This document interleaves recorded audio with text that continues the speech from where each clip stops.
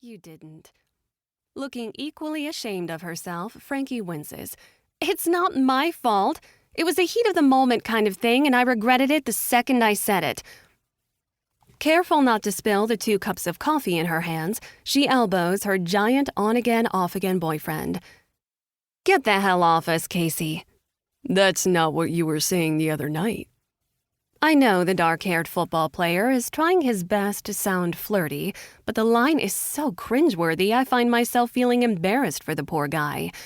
And it seems I'm not alone when another voice comes from somewhere behind us. Jesus, dude. Give it a rest. You sound like an idiot. You should listen to your friend, I suggest, giving Casey's arm a patronizing pat with my hand as I shrug underneath his hold. Best to stop now before you really make a fool out of yourself, Casey. I didn't think 3 months ago when I transferred schools to Duval University that I would eventually be on a first-name basis with the football players here. And I definitely didn't think my childhood friend, my artsy, pink-haired, chronically indoorsy friend, would spend a majority of her spare time hanging out with the jocks. She hasn't played a sport a day in her life, and now every weekend her ass is on a metal bleacher watching the games.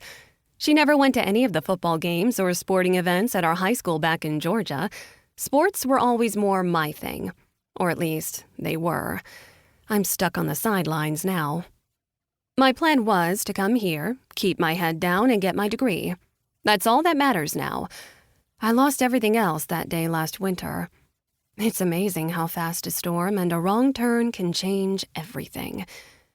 I thought I'd spend my free time in the library or in the study groups I'd signed up for, but I learned quickly Frankie had other ideas.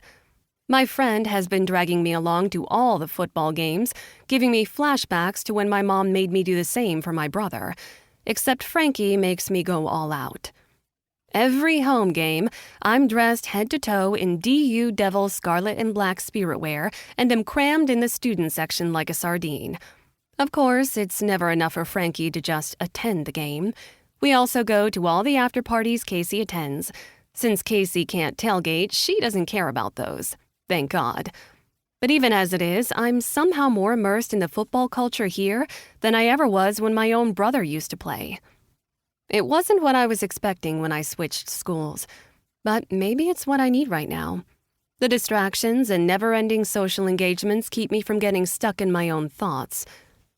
The stadium and the parties are too loud to hear myself think. I consider that alone to be a blessing. Casey, the star wide receiver and hopeless flirt, finally pulls away, brushing back his longish dark locks as he grants us our breathing room.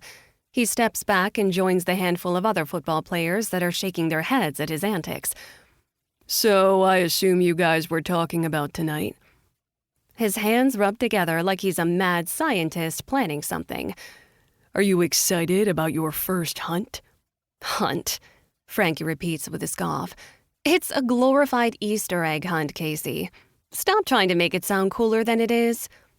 Frankie's been clear since Casey gave her the invitation 2 weeks ago that she'll attend the party, but she has no interest in partaking in any childish games. One of the other players glares in Frankie's direction. I can't believe he wasted an invite on you. There are 100 other girls who would be a hell of a lot more fun. Dude, Casey reprimands.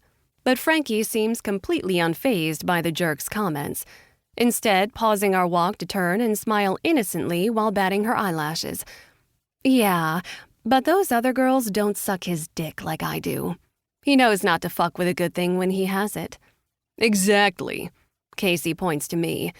And Blake here's got my other ticket. She's going to join in on the festivities, right? We'll see. I shrug noncommittally, trying not to reveal my buzzing anticipation as I meet each player's eyes. All but one, that is. There's a set of green ones I try my best to avoid, but I can feel them on me, daring me to look in his direction. I don't know how much I feel like running around the woods while you chase after me. If you're sneaky enough, you won't have to run at all, one of them pipes in. You just have to make it past us and find the hidden prizes. Then you're home free. Oh, really? I don't have to run? Is that why it's so easy for the other team to get...